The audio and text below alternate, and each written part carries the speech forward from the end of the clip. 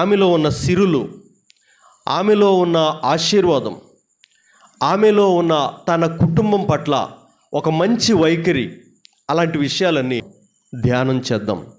చూడండి, కుటుంబంలో జరిగిన ఒక చిన్న సంఘటన చెప్తాను. ఓ భార్యకి ఒక కళ వచ్చిందంట. ఏమొచ్చిందండి? మనకు కూడా కళ్ళు వస్తున్నాయా? రావట్లేదండి? అందరికీ వస్తాయి. ఆ కళ్ళలో భార్య కళ అయిపోయిన తర్వాత ఉదయాన్నే లేచి భార్య భర్తతో అంటుందంట, ఏంటంటే, ఏమండి, గత రాత్రి నా కళలో మీరు మంచి నెక్లెస్ కొనుక్కొచ్చారండి, దానికి మంచి డైమండ్ కూడా ఉందండి అని అందంట భర్తతో. భర్త అన్నాడంట, అయితే ఈరోజు రాత్రి ఏమని కలగంటావంటే, ఆ నెక్లెస్, ఆ డైమండ్ ఉన్న నెక్లెస్ని ప్రతిరోజు నువ్వు ధరించుకున్నట్టు ఈ రాత్రి కలగను అన్నాడంటండి. ఆ యొక్క నెక్లెస్, డైమండ్ ఉన్న నెక్లెస్ని ప్రతిరోజు నువ్వు ధరించుకున్నట్టు కలగను అన్నాడంట. అలాగే అనందంట. దేవునికి స్తోత్రం, హల్లెలూయా. ప్రియమైన వాళ్ళరా, నిజంగా కుటుంబాల్లో మనం చూస్తే కుటుంబంలో గొప్ప పాత్ర స్త్రీదే.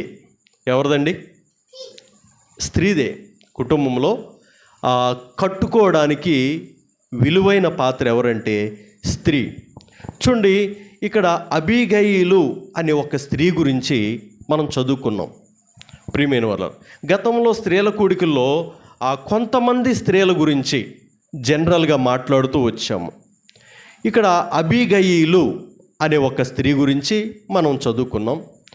ఆమె భర్త నాబాలు. నాబాలులో ఎన్ని చెడు గుణాలైతే ఉన్నాయో, ఎన్ని దుర్గుణాలైతే ఉన్నాయో, అబీగయీల్లో అన్ని సుగుణాలు ఉన్నాయి.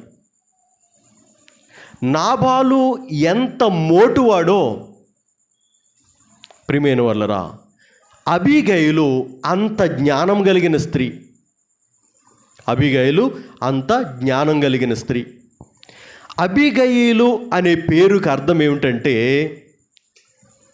ఆనందానికి హేతువు తండ్రి.